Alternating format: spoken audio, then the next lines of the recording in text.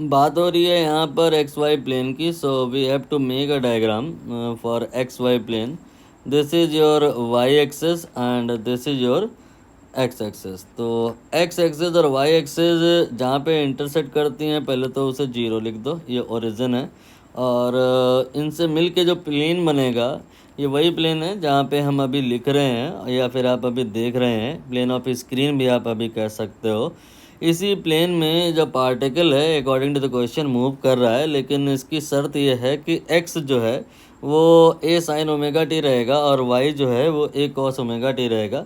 बताना यह पार्टिकल यहाँ पे कौन सा टाइप का मोशन कर रहा है। तो अभी आप क्वेश्चन में जो गिवन है थोड़ी देर के लिए भूल जाओ, पार्टिकल को कोई पॉइंट पी पर लोकेट करो जहाँ पे इसका कोऑर्डिनेट एक्स कोमा वाई है।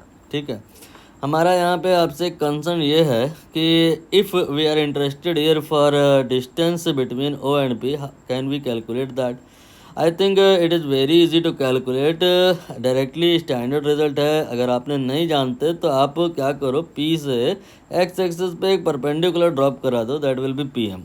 And PM here will be the y coordinate of the point, that is y here, and OM will be x. And I have here asked for distance, let us suppose r. तो r इधर हो जाएगा hypotenuse, then hypotenuse will be under root of then perpendicular square and then base square, right.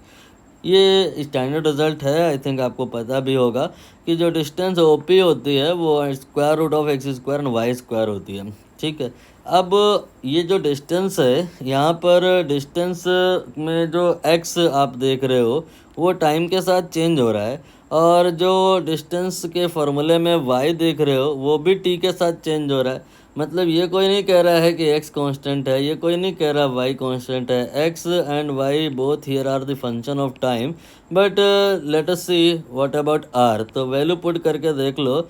एक काम करो, थोड़ी rotation हो रही है अगर, तो आपने दोनों तरफ अभी से स्क्वायर कर लो। तो r square here will be x square plus y square.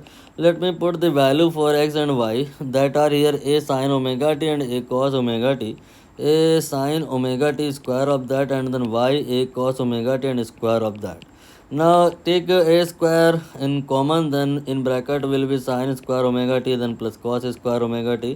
Now think about an identity that you might have learned in class 10th standard, that is sin square theta and then plus cos square theta will be 1.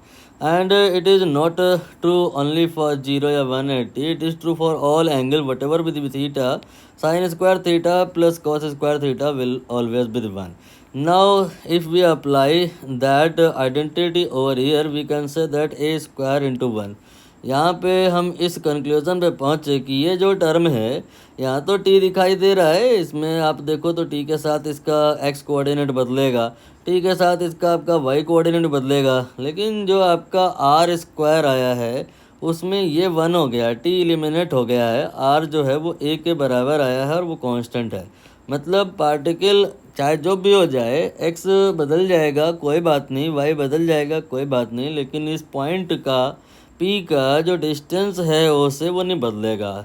Just for understanding, suppose it is 1 metre, तो we can say particle इस x y plane में ऐसे travel करेगा कि इसका जो distance है 1 metre वो जो अभी है वही बाद में भी होगा।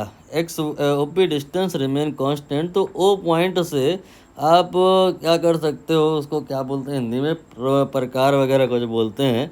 1 मीटर का एक वो लेकर के आर्क आप एक ड्रॉ कर सकते हो, सर्कल। तो सर्कल में ही ऐसा होता है, कैसा होता है कि कहीं पे भी आप पॉइंट सिलेक्ट करो, उसका डिस्टेंस फ्रॉम द ओ जो आएगा will always be 1 metre in all cases.